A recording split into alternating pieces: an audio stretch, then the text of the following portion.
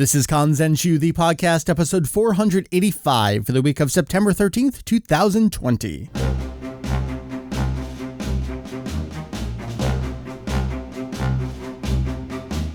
Well, hello, welcome back once again to Kanzenshuu, the podcast. Yes, an extension of the all-encompassing Dragon Ball fan site, Kanzenshuu. I thought you were going to throw me off again, so I prepared for it, and then I inadvertently threw myself off. We cover anything and everything Dragon Ball in hopes of enlightening and a little bit of entertaining. I hope we're trying maybe to get a little more regular here, putting a little bit more extra fiber in the Kanzenshuu diet. My name is Mike, Vegito EX, joining me. I think he's got everything sorted out. You sound great. Julian, hello. Hello. How are you? Hey, I'm great. Thanks for asking. How are you? I already asked you that. Okay. Yeah, I mean, it's the weekend. I got work tomorrow, but I'm working from home, so good. I don't have to go anywhere. Just got to get the kids out the door for school, and then I just set up. Plug away. Well, we are here for another podcast episode. This is actually the follow-up to, it's a part 2 to the previous episode that we did.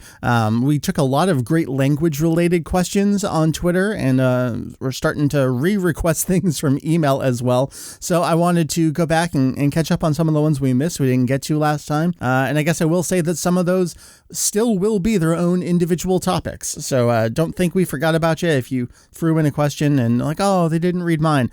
I would love to get to as many or all of these in the future. Some of them really seemed like they were worth going into a little bit extra detail. That's what's on tap. I say without any further ado, because I know you're working from home tomorrow. It is late in Japan right now. Let's get on into it.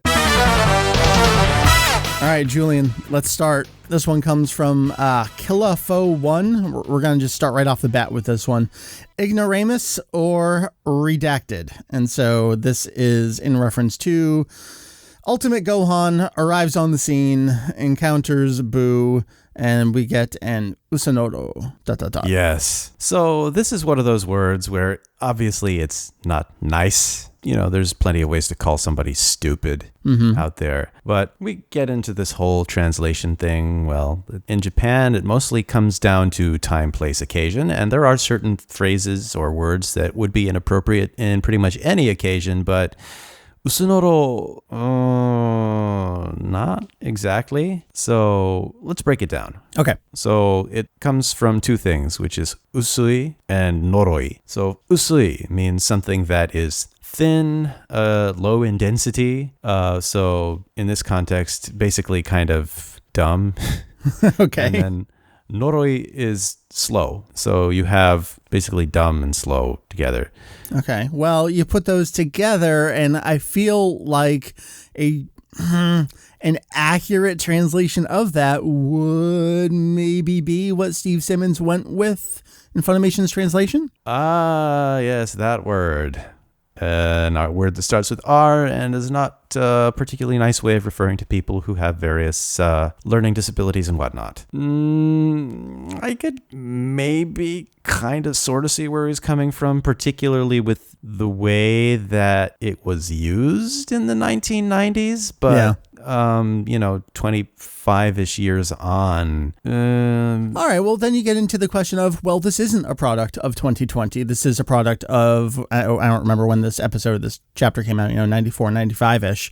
Would that be an appropriate translation for the time, the era? What would a Japanese person of early mid-1990s interpret that word to mean? And that's a tough question because I'm still asking you to translate it, but what would the feeling be? Well, again, I was not in Japan or a Japanese speaker in 1995, so I can't vouch for the entire feeling of it. Really, it kind of feels like something that you might encounter as a playground insult.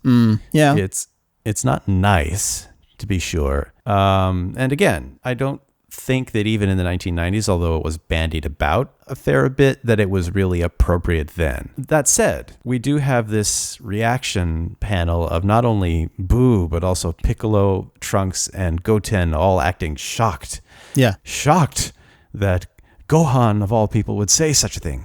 Right, and so I actually threw in that outline here. That's how that ends, and then the next chapter is when they start talking again. The next chapter starts again with the same reaction panel from Piccolo, Goten, and Trunks, and then Gohan starts talking again. Yes. So again, there's multiple interpretations that you would go with. But the thing here, I think, is it has to be something that for the character would be shocking. Now, Gohan is always polite. He's always speaking in polite style. He kind of slips when he's up against Cell, but... And he screams out against Nappa too, but that was like a child insult at the time. Yes, but he doesn't have that cocky sense that he does here. Right. He shows up and the first thing he does is he insults the bad guy. Right, okay. All right, let me ask you then. Would something like dumbass fit here? I could see that. I mean, you're talking about the etymology behind the word, something slow and I don't know how else to put it. What would you do?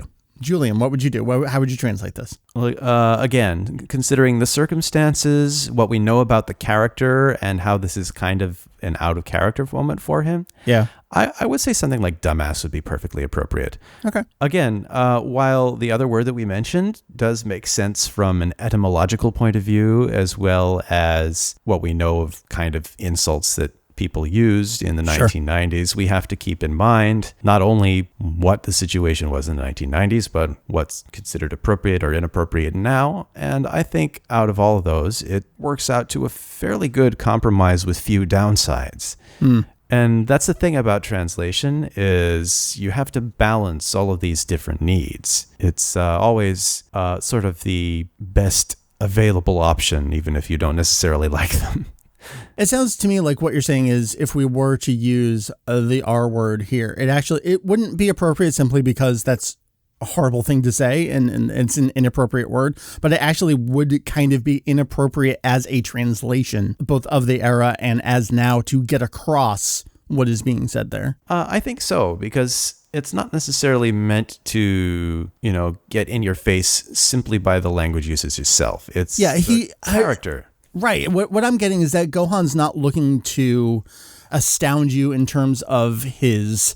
He's not being intentionally, like, in-your-face vulgar. Yeah. It's not the vulgarity, like the extreme vulgarity of it. It's the shocking that he's, like, going that route. That's how he's starting. Yes, exactly. Okay. And actually, I got into a bit of an online discussion recently where there was a Japanese learner who basically discovered rude Japanese for the first time and then suddenly decided that, people were swearing left and right. And, that's because, depending on the situation, the same words can be used more or less emphatically. And what you translate it as is a judgment call based on what you know about the situation, the people involved, and what would be considered appropriate or inappropriate there. And I know it's not a satisfying answer, but it's a fact of life for people working with Japanese. Sure. All right. I feel like that pretty comprehensively answers it. Let's move on. Again, we got a lot of great language questions here. I feel like we've touched on this in the past, but maybe we can throw some new light on it. This is from KBABZ. KBABZ on Twitter here. Here's one from the forum recently. I was under the impression that Viz gave Piccolo a classical dialect in the Raditz section to reflect his manner of speaking in the Japanese manga, but was told this wasn't the case. So, Julian, we can look at this from, we just have the Japanese and we have what Viz went with. But this is something I did ask Jason Thompson specifically about. He served as an editor on the Dragon Ball manga at Viz for many, many years. And if I can dig it up, I will actually throw his exact answer right here in the podcast. Well, I think that was just Gerard Jones' decision, but I think basically he... We always blamed it on Trish. I'm pretty sure it wasn't Trish, but I honestly don't know for sure. It's been a long time. But I think, in any case, by the time I was editing it, he really hardly did that at all. And I think maybe, you really have to ask Trish, or maybe him, but I think Trish probably sort of pushed it back a little bit. And by the time I took over, which wasn't until like the fourth volume of Dragon Ball and Dragon Ball Z, Piccolo was pretty much... Piccolo, he wasn't like, yo, dude, what's up, bro? Right. But he was pretty much talked like most of the other characters. Goku still had a more like slangy, colloquial, like he talks like a little boy, right?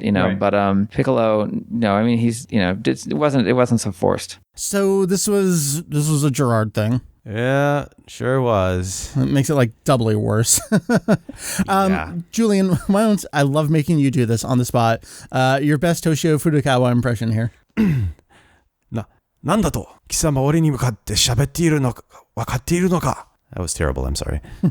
I think it was pretty good. So, Viz, okay. Over in the Viz release, we get, "What say you? Know you not the one to whom you show such insolence." Yes. All right. So take me back to the original Japanese dialogue here. Yes. So the original Japanese dialogue, it's in standard Japanese. It is not polite, but it's rather stiff. There's no contractions. He's not really being formal per se, but he is not being slangy at all. Got it. So maybe a sort of a translation for the feeling of that would be, "What did you say? Do you have any idea to whom you are speaking?" Is that even too formal, or would it be like, "Who do you think you are speaking to?" Like just keeping out any kind of contraction, like that gets it across. That would work perfectly fine. Yes, he's not being what's the word I'm searching for here? His speech is informal but proper, so there's no firm. slang involved. Yes, so it's not even quite villain speak per se, because he's not using any of those stereotypical like "onore," "ore-sama," etc. No, but it stands out because there's not a lot of like contractions or alternate pronunciations like you'd find with Goku. Mm-hmm. And even his predecessor was more fond of hamming things up, although it still wasn't that weird sort of pseudo-Shakespearean accent either. Yeah. Yes. So it'd be something like, "What did you say? Do you know who you're speaking to right now?" Or something like that. And I pulled this line out because I feel like this is the most classic, and also it's got some bold in there as well, so people really notice it. But yeah, we do have Piccolo talking like this for a few chapters at the beginning, and it gets dropped for the most part. We have a change in editors at some point. Trish Ledoux is working on it. Jason Thompson takes over. The stuff that unfortunately Gerard Jones is now retrospectively there and responsible for, that gets changed a little bit too. And over time, Viz completely abandons the punch-up writer shtick anyway.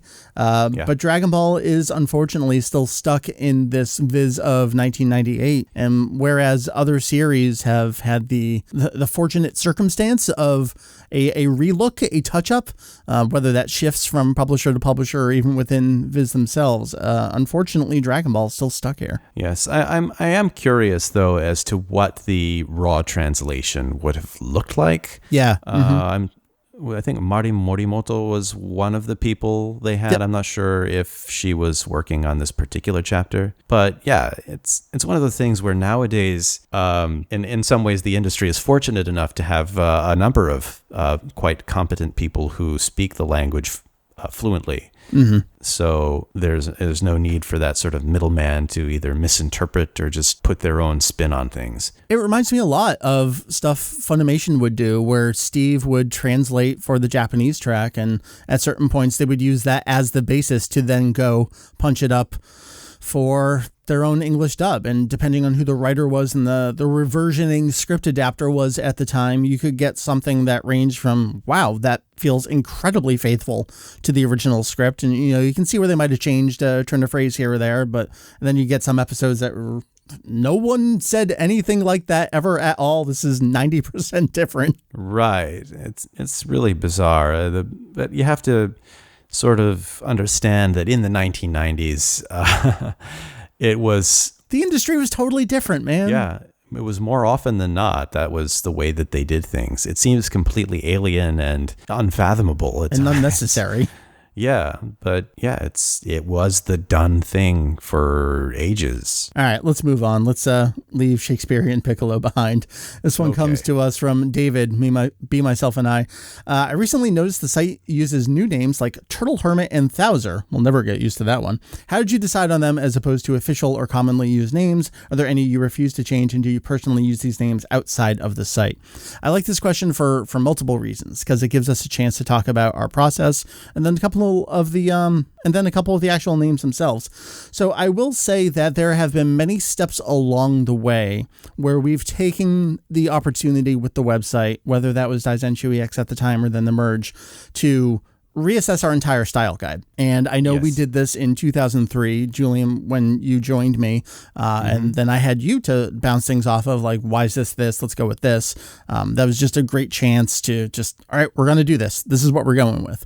Again, in 2012, when we joined with Heath and Jake and we did a little fusion dance into Kanzenshuu, that was a complete style guide revision where everything was under scrutiny. We changed a lot of stuff at that time.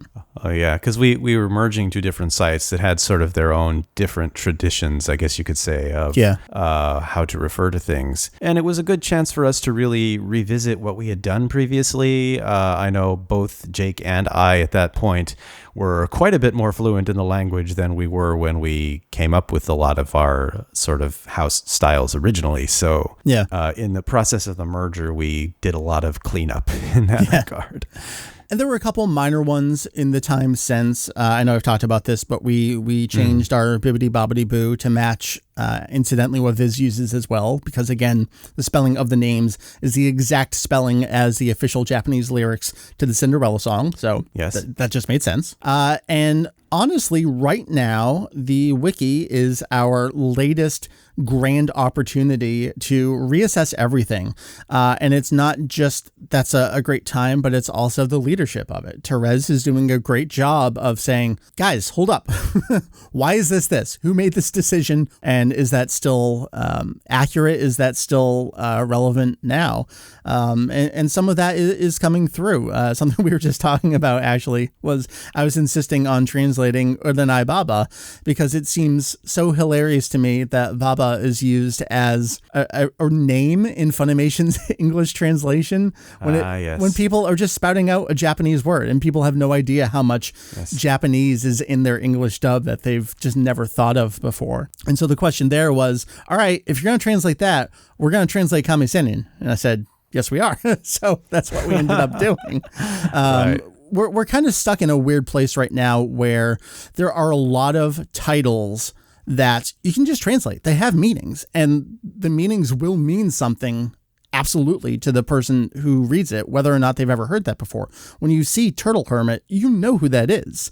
There are some examples like Kaio and Kaioshin where like the legacy cruft of Dragon Ball is kind of holding us back a little bit. But that's kind of the situation we're in right now. Exactly. I mean, at some point, you have to sort of come to a compromise between readability in English and the fact that people who listen to it in Japanese go, oh, that's what they are saying. That is their name. Why are you changing it? Well, we're not exactly changing it, but we're trying to make it more accessible to people who don't speak that language. Yeah. I mean, I don't know if you have the experience of reading a scholarly translation of a work of literature. I'm addressing the audience because I know you've read the U edition of Journey to the West. Yeah. But if you just leave everything alone and determine to put everything in footnotes, unless you are determined to just focus on the text, it can be practically unreadable. Yeah. And, we strive to, find a balance between something that people understand and something that people enjoy. Yeah. Now, you could make the argument that because we are a fan site, we're not necessarily beholden to that. And that's right. We are not beholden to that. But at the same time, I think fans should be able to think about things in a way that makes more sense for them. And I do think that being able to document all these different things as well as our choices helps that argument. Yeah.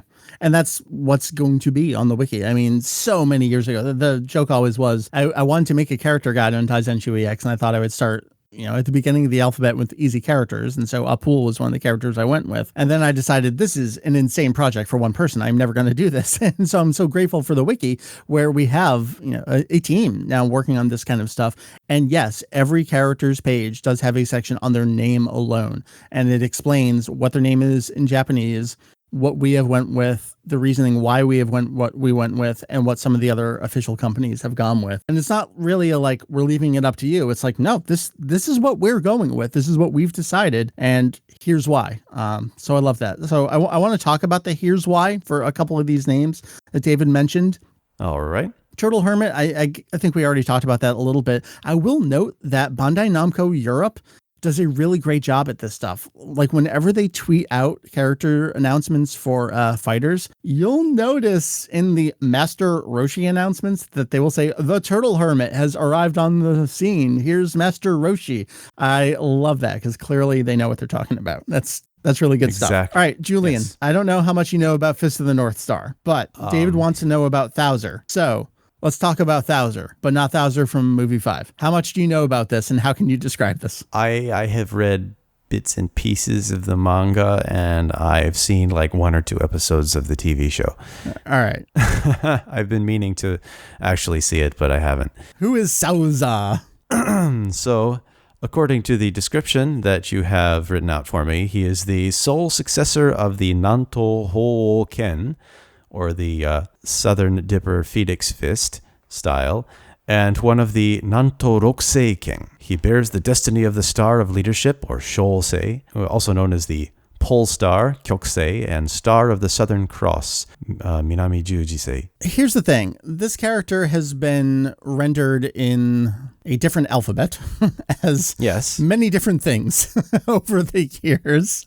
The official Toei, Crunchyroll, and the Discotek subs. And I know there's been a re-release on SD Blu-ray, which I don't have. I have the giant pack of the DVDs Discotek put out. They went with Thouser, Souther.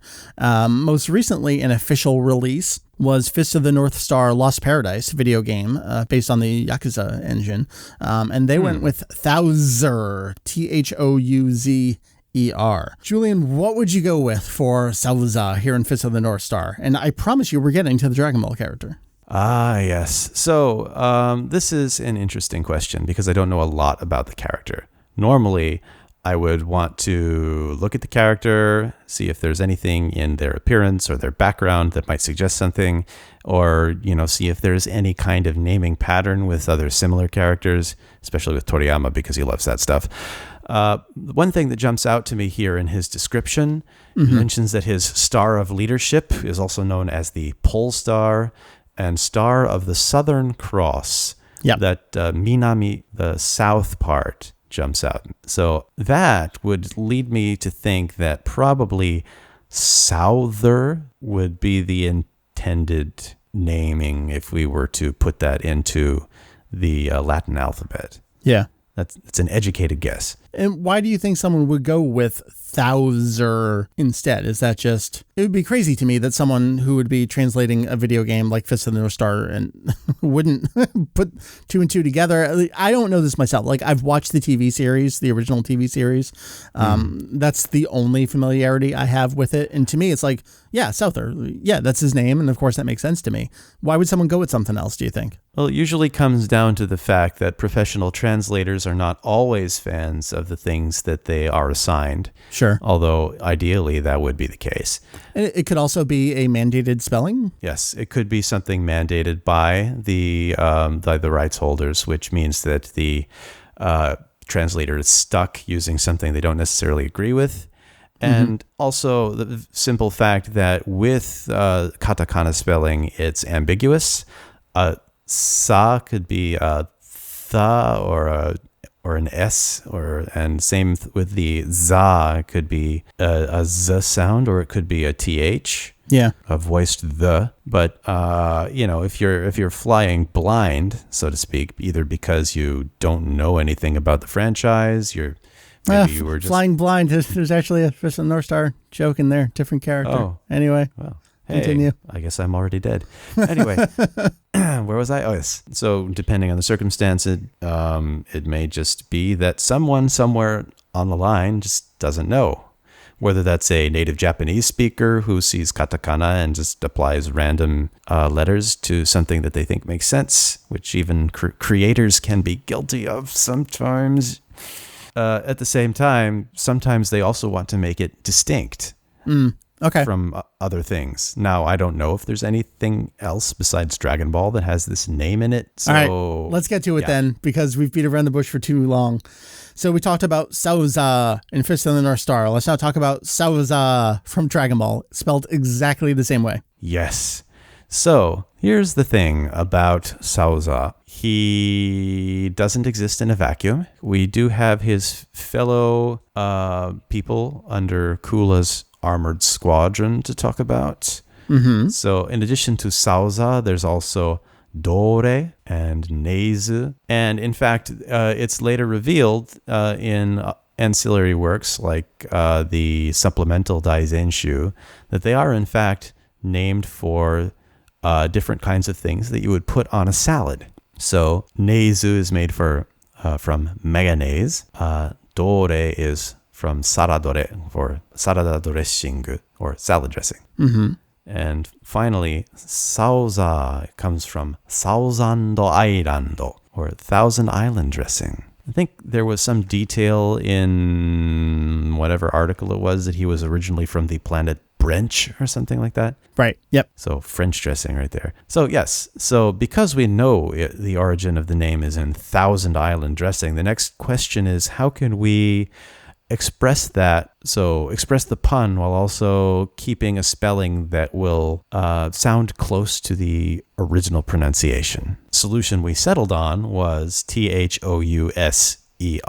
Quite frankly, his name's not a pun on salsa, so there's no reason to spell it that way. Yes. And I'm not really sure why they settled on that spelling. Maybe somebody somewhere misread the kana, or they didn't know what it was, so they thought that sounded close enough. I'm sure they didn't know. I mean, of the other characters, Dore, it's just such a simple transliteration. Just go with Dore for the name. Neizu, just go with Neiz, and you can probably figure out. If you look at Dore and Neiz, all right, I get that. I think Thousand Island dressing doesn't immediately come to mind when you're talking about these kinds of things. So maybe you just miss that. Basically, yeah. It's what we went with. It's what we're sticking with. Yes. And that's my story. I mentioned too, although being a fan site might lead people to think that we ought to go for linguistic purism and just leave the Japanese, like the romanization alone as is. At the same time, we've done the research. We want to, try and express it as close to the original intent of the people coming up with these punny names. And we've talked about that, I think, on last episode, difference between a transliteration, a localization, translation. I mean, there's a fine line to walk, and we think you can accomplish all of that in what we did with that spelling. And it's not an unheard of spelling. I mean, that spelling has existed in other places and on other merchandise and stuff before, even in Japan. Right. Like they knew what their name was. This one came to us from SS Jerry. I love that name because it accomplishes everything you want to do while getting your name in there as well. So good. This one came to us at podcast@kanzenshuu.com. Besides actually going to Japan, what are some recommendations for learning Japanese? Any tips, resources, etc. you found useful? Julian, well, you went. I did, yes. And you stayed. Exactly. So besides actually going to Japan, which is a major thing that helped me become fluent, if you're looking to learn Japanese, the first step would try to, look around you in your area, see if there are any groups of people who have similar interests, who meet up to either speak the language or learn the language. See if maybe a community college near you is offering courses for a reasonable price. Sometimes you might even have somebody doing lessons for free if you're lucky. That said, if you're stuck learning on your own, one key thing is to look for learning materials that suit your learning style. Now, I do a lot of reading. I am fond of reading things, which isn't always ideal for a spoken language. But if you're looking for materials to use, you want to make sure that they come with copious audio material. And that's something essential. In fact, even if you have like a teacher, if they're non-native, you probably want to back that up with like audio material from someone who is, which is not disrespecting a non-native speaker, but I know from experience that you can very easily transmit your bad habits without intending to. Oh, sure. So it's best to try and sort of listen to how native speakers sound. And not just anime. Approximate that. Exactly. And Yes, as much as that might be a starting point, you don't want to do exclusively that because there's a ton of slang and extremely rude language that you don't want to start out with.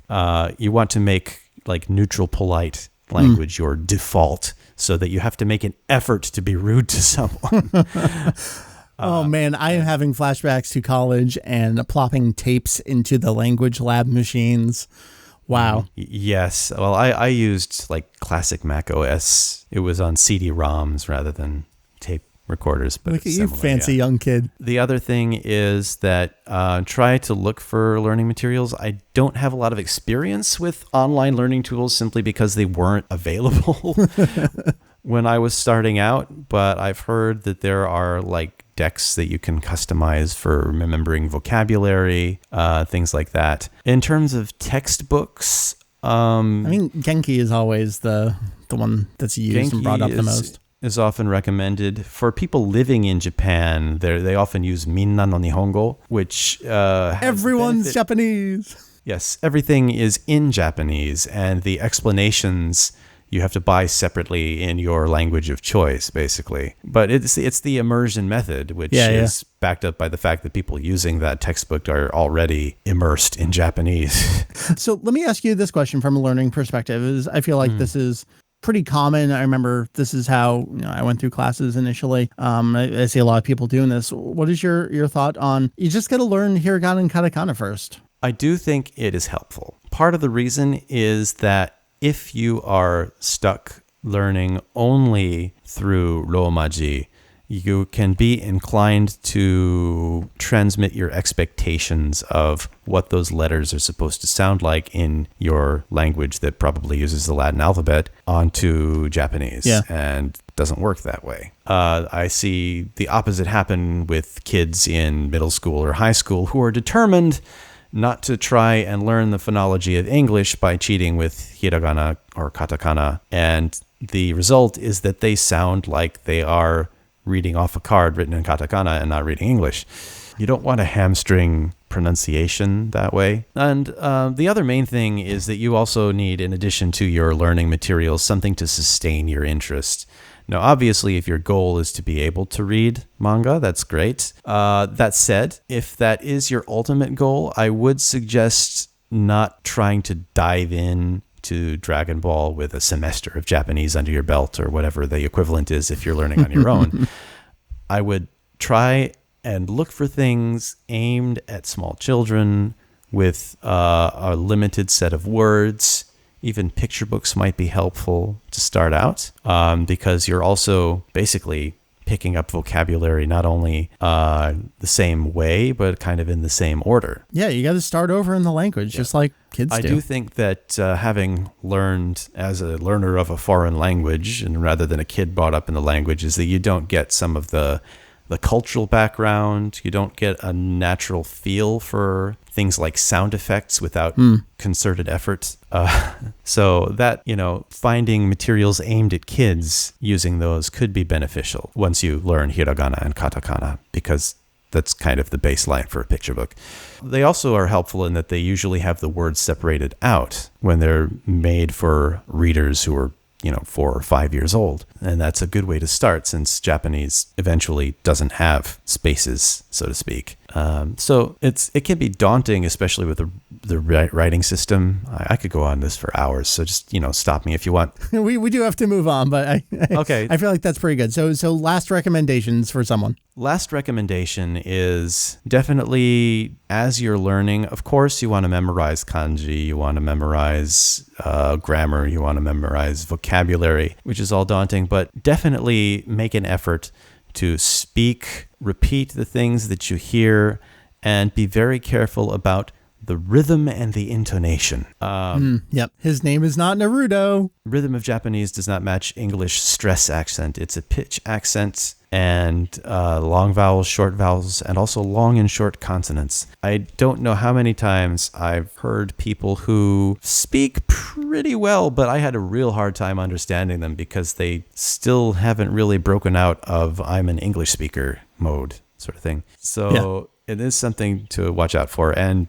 if you'll listen to somebody who knows nothing about the language, you'll know what to avoid. If somebody comes up to you and goes, konnichiwa, it's konnichiwa. All right. Masterclass from Julian right there. Yes. And there's a lot more that I could say, if you want to hire my services or whatever. Sure. There you go. One-on-ones. But for the time being, we'll leave it there. This comes from Itsumo, Kevin Online, Zero Online. Hello, I have trouble with, is it Niha and Deha? I've looked up articles on how to use them, but it's never clicked. Thank you. So Niwa and Dewa. Okay. So basically, the way to think about this is that it's a combination of the two individual particles that are next to each other. So you have ni, which you could think of it as an, indirect object, or as well as what would you call it, locative, ablative? I don't remember all the case names, but anyway, yes. So it has the functions of ni, and it also has the function of wa, which is the topic particle. So this is the thing you are putting the focus on in the sentence, and this is also the grammatical function as well. So it forms that dual role, and dewa is the same thing. So you're showing not only the means by which something is happening or the place that an action is occurring, but also that this is the focus or the topic of the sentence. Now, it is possible to have also wa together, and I'm trying to remember if there is anything, but also demo, nimo, those two can also go together. And while it's less common, you can also stick together o and mo, although it's generally restricted to more formal registers. And again, it just takes both functions of the particles. For example, de mo, so by a certain means or an action or the location of an action, plus the fact that it is occurring alongside something else. So that's the basic way to think of it, is that it's combining the functions of the two separate ones. You lost me. I hope Kevin knows what you're talking about. I hope so too. Here, I got one more. This is from a different Kevin, actually. It just came in. I'm curious about O. It's usually translated as king, but are all those characters really kings? Yumao, Cold, Kaio, Chappa. Piccolo doesn't really become king until he dethrones the Earth's king. Wouldn't something like Demon Lord Piccolo be more fitting? Thanks. I think you do see Lord thrown around quite a bit. Yeah, and part of these is sort of baggage from the fact that the word itself came from Chinese, and there were certain patterns that in Chinese were not only native to Chinese, but also picked up from Sanskrit through the introduction of Buddhism into China. So, for example, you have Yamaraja, who the king of hell, the judge, who is he an actual king? It's not always clear depending on the tradition. So it's very much a judgment call. And I think... Nice. Yes, unfortunately. And in that respect, Lord is not a bad compromise. Let me ask. So I feel like we have things like Kai-O-sama. So you're not going to do Lord. You're going to do, Lord of the Worlds, the King of the World, our Lord.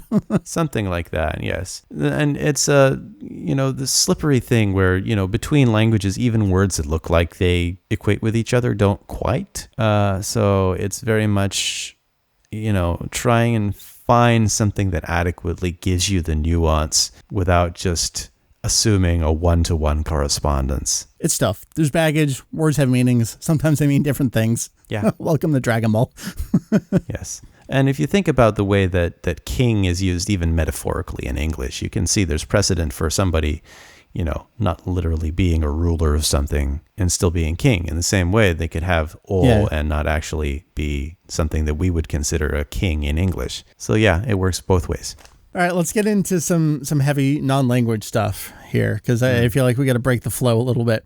This one comes to us from Febre Mark on Twitter.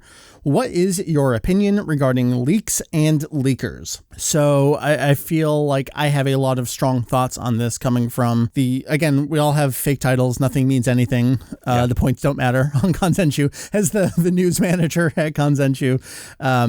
From my perspective, information is information, and we are not beholden to the marketing plan of any company. If something exists and is real and is true, it doesn't matter if they meant to release it in 2 days as opposed to today. Right. That is different from the complete visual contents of an entire manga chapter that you have to pay for, and the entire purpose of its existence is entertainment rather than truth or information or knowledge. So in that respect, fuck you, fuck them. That's, irredeemable. That's not okay. I think there can be some leeway in that. There have been times, Julian, again, living in Japan, when you've been able to go down and buy an issue of V-Jump a day or two early because, the shopkeep didn't care. Yeah. I mean, yeah, it broke street date, but you legally paid for it. You legally own it. We legally have the right to say what it says inside. Yeah. And that's not that we're sharing the manga chapters, that we're saying, hey, this thing was announced, this series is coming out. Yes. Now, I do think at the same time, regarding specifically manga chapters and the like, now it's in the nature of fans who enjoy something that it comes out serially. They want to know what happens next. Of course, so we can all understand that. I mean, that comes all the way back from our earliest days when it was unavailable and we just wanted to know what happened next and we couldn't get it. Yes.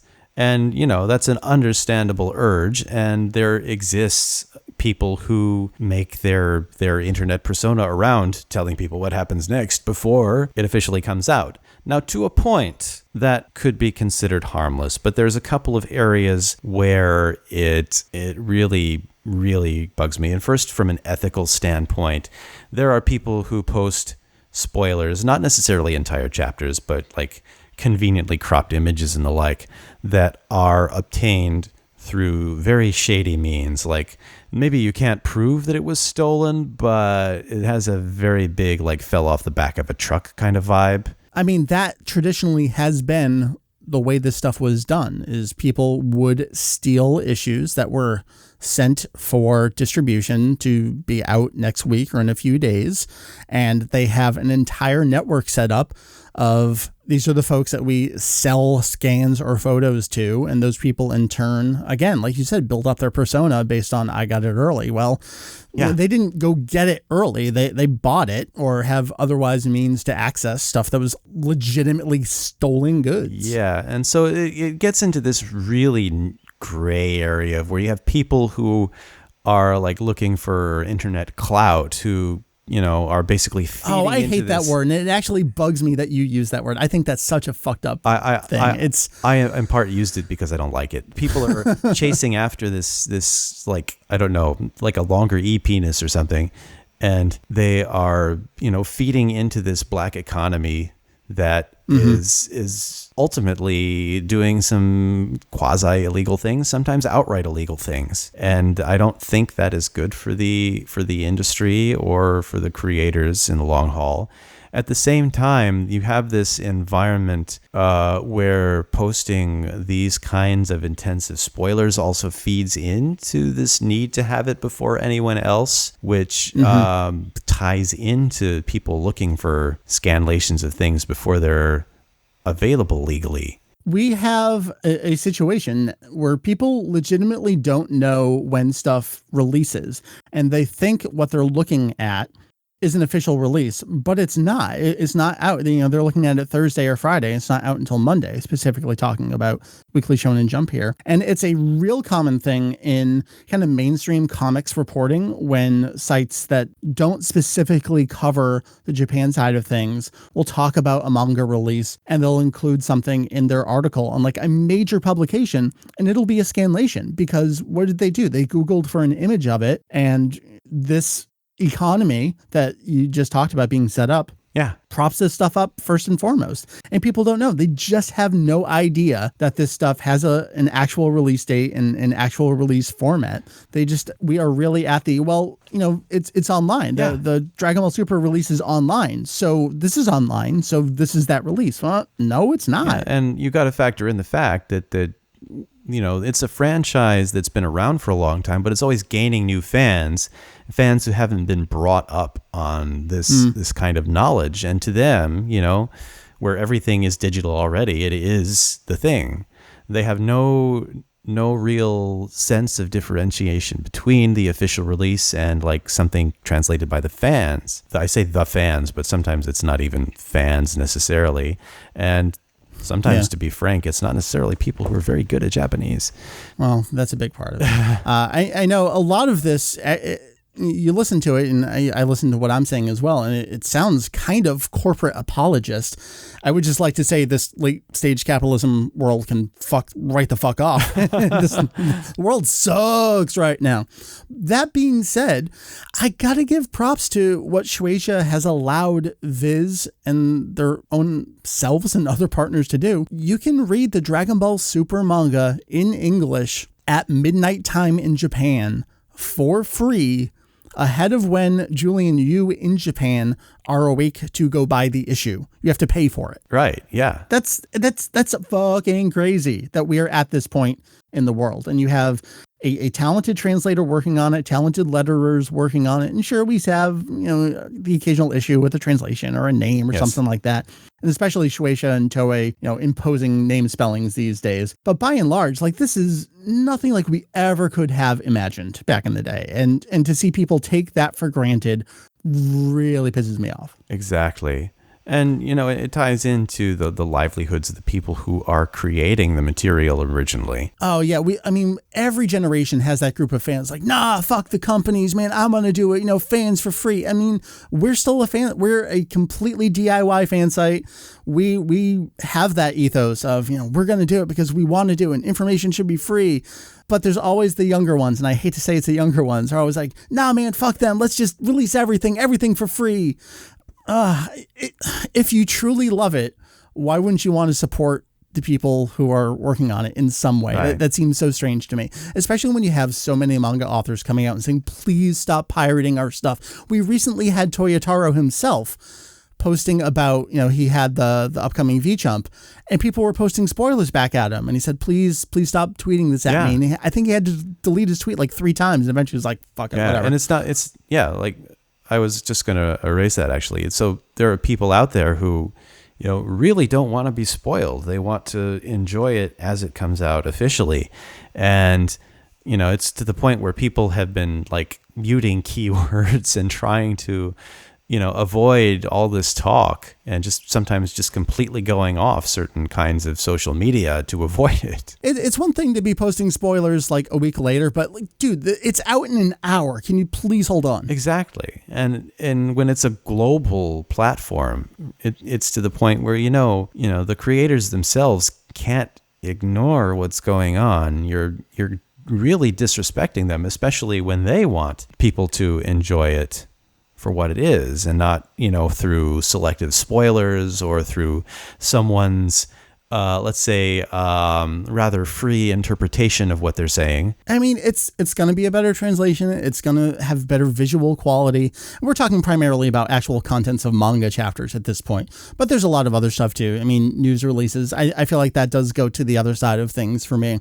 And maybe that sounds a little bit hypocritical, but I think there's a distinct difference between the 45 pages of a Dragon Ball Super manga chapter and, this event is coming up and they're going to announce an announcement of something. Right. I think there's just such a separation there. For us, especially with regards to information too, there is so much opportunity for stuff to get mangled when the people who have such an urge to be first have no idea what they're doing. And I know this is probably not as much of a thing. I hope it's not a thing at all anymore. But I remember for a while where people were like scanlating, promotional material from V-Jump, and then that was being used as a quote unquote official image on other websites. And like, well, yeah, but they've completely gotten wrong what was originally actually there. Yeah. And that was fun to fight against back in 2012, 2013, especially amid all the build up for Battle of Gods. I know I sound a little bitter about that. And it's because I am. I don't know what else to say about it. I feel like that pretty comprehensively says what my feelings are at this point in time in 2020. Things have changed over time. My feelings have changed over time. Our approach has changed over time.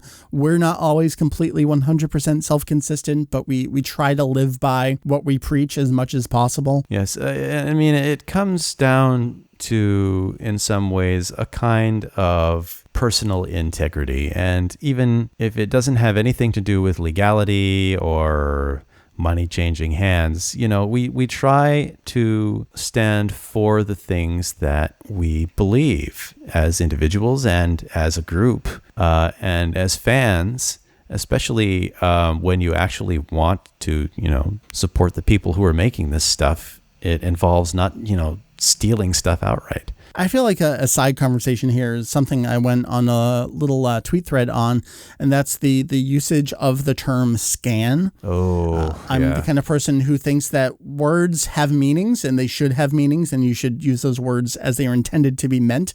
And an out of focus photo of a bent page, it's not a scan. It's just a really bad photo. Right. And so we get a lot of questions. Most recently, someone asked, what is this scanned from? It's like, okay, that's not actually a scan. That's just a bad photo of a page.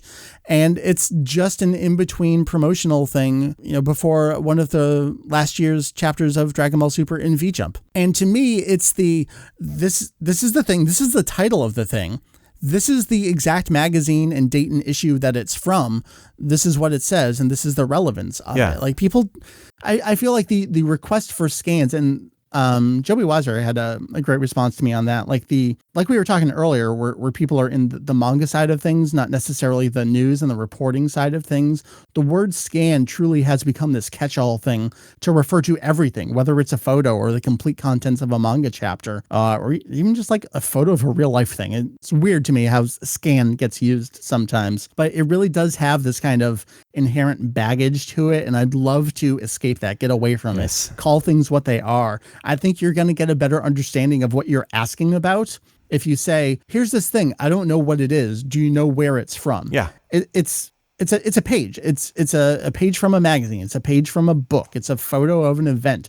This is what it is. You're going to understand it better, and we'll be able to answer you better, quite frankly, if you have any idea about what it is. Yes. And the thing about calling something a scan is that it just seems to give it this kind of slippery, like worthless quality almost. Yeah, like it suddenly doesn't belong to anything. It's just a thing that is out there. It's like, but that doesn't mean anything then, because unless you know what it's from and why it's saying what it is, then does it mean anything at all? How can you distinguish it from something, stated by the creator versus something that's like a promotional blurb for a game? Right. Like this scan said, well, no, it's the author said this in an interview from this magazine that was in promotion of this. Like that's the context of it. And I know this sounds really high and mighty. I know. And it is. It truly is. Like I'll fully admit that it is. But as someone who's invested in the importance and the value of documentation, I think it's important that we are able to say, here's what it came from. Here's what it was for. And then when someone like me is searching for it 20 years later, they get that better answer. Exactly. And that's the frustrating thing, is when people are just sort of, casually banding these things about, and then suddenly nobody knows where it's from. People just post it up there as though it proves some kind of point, because there are certain fans who love to insist they're right about certain aspects of the franchise that the creator really didn't think about that much. Oh, it becomes such frustration, and just people make such hills that they want to die on. Well, you have people who are like, oh, well, that's official, and Toriyama approved the Daizenshuu. No, he didn't, but he wanted them. So you have all these people in all these different camps that feel whatever it is they feel about something, whether they have a reason to think that or not. Right. One example I think to not recently, I mean, it's been a while, but the Kaioken times 100 scan that a lot of people want to know the source from. And even Jake was asking about it. And like, oh, I thought it was from this. No, it's not in the theatrical pamphlet, because I have that. And I looked through it and it's not from there. Oh, is it from the animanga? No, it's not in the animanga. All right. Where's it from then? Is it from Weekly Shonen Jump, this issue? And he's like, I have that issue. It's not in that. All right. Yeah. So is this a real image is, the first question there. And then, all right, if not these other things, what's it from? That's important. Yeah. Maybe it's a fake image. It could line up and be real and be true, but still not be a real image. And it's important to know that stuff. Now, it's not unheard of for Japanese fans to, doctor an image. They generally do it less than fans who don't know Japanese, who just stick random Japanese gibberish and claim that it supports what they're trying to assert. But, it's not unheard of, and it's generally good to check. All right. Let's leave it there. It's good to check. Be a critical thinker. That's something I think is important. All right, wrapping up. This is not a question, but more of a comment from Henshin Dad. I'm thinking I might just need to do another listen through the entire Kanzenshuu podcast archive just in time for their 15th anniversary this year. Oh my God, people, do not go back to the beginning. Stop it. What are you doing? Oh boy. Yeah, no. You can start what, 2000, I want to say 9, 10? That's probably okay. Like the start of the Kai era is when we start to know what we're talking about, I think. I mean, most of the time we knew what we were talking about, sort of, kind of. But I mean, the early audio is a little rough, and there were still. I feel like you and I have. We're obviously already friends, so we have a good rapport right off the back. But as we introduce more folks into I don't know. I feel like I clicked with Heath immediately too. It's a growing show. Maybe it's fun to go back and listen to that. I have a hard time, but more power to you. Yeah. 15 years doing the podcast this year. I guess I kind of lost track of that. My hairline would vouch for that, yeah. Was it November, I think? Something like that? October, November? Something like that, yeah. I remember doing stuff from my college dorm. I think I even recorded something from the dorm of my girlfriend at the time, which, the less I think about that, the better. Ugh. It's crazy, man. To be good times. The best of times, the worst of times. Kanzenshuu. Right. Oh, but thank you, Henshin Dad. I really appreciate it. Yeah, go ahead on back. Listen to whatever you want to listen to. I hope you have a good time. History is history, and we have been there for a good portion of it. 15 years. That's just the podcast. That's crazy to me. Yeah. All right, let's bring it to a close. This has been Kanzenshuu, the podcast. This is an extension of our all-encompassing Dragon Ball fan site called Kanzenshuu. That's www.kanzenshuu.com. It's a little bit of a slower time right now by all appearances on the outside, but not necessarily on the inside. Oh, yes. Always lots of things going on. My output is a little slow right now. I got a lot of things going on. Yeah. I'm trying to keep up on some of my projects, and one of those is doing some game streams every once in a while. The latest that I've done is the bootleg Famicom conversion of Super Butoden 2. I had a really good time putting that together, playing that game. Ended up playing through it, I think, like 3 times. There's not much to it. So you can check that out. I've been doing that on my personal Twitch channel and then posting the archives over on the Kanzenshuu YouTube page. But it's good times. It's good fun. We didn't do a community Drawful 2 stream this week, so hopefully we can do that. That tends to be like every other Friday, so be on the lookout for those. Drawful is just one of those games you can play. 2 screens. You don't need to own a copy of the game yourself. You play with a phone or a tablet or another computer, and you watch along. It's just good times. It has nothing to do really with Dragon Ball. We're all stuck at home, and it's good to hang out and do some cool stuff. Oh, yeah. So those are some of the things I got going on. Julian, I know you're working hard too. You got a lot going on in the translation world, but you're always answering questions for people too. You're actually pulling your weight quite heavily behind the scenes these days. Thank you. I appreciate that. I still feel like maybe I should actually contribute some actual translations, but I also like being able to sleep at night. So, I get it. I know you got to go do that real quick. Do you want to just mention that, you happened to stop by Mandarake? You grabbed a couple new things? Oh, yes. So I stopped by Mandarake because I had some errands to run in Umeda just yesterday, and I picked up 3 issues from the original run of Dragon Ball of Weekly Shonen Jump. 3 issues with Dragon Ball covers that we did not previously have as part of the collection. So Nice. I will hopefully, once, I don't know, the postal situation gets a little bit more under control, be sending those to Heath. I've been sitting on a couple of things for you as well. So yeah, don't send them until we know mail's coming through, because that shit ain't working right now. Oh, yeah. I'd hate to lose things. That's excellent. So one more time, www.kanzenshuu.com. That is the place to find everything. Follow us on Twitter and follow us. I am VegettoEX with Vegito spelled correctly, and Julian is Saya Jedi. Yes. That's it. So for Julian, for Heath, for all the other folks plugging away behind the scenes, again, I've been Mike. We will see you next time. Lovely day, lovely week. Catch you later. Bye. Yes, thanks for tuning in to this edition of Kanzenshuu, the podcast. Catch you next time.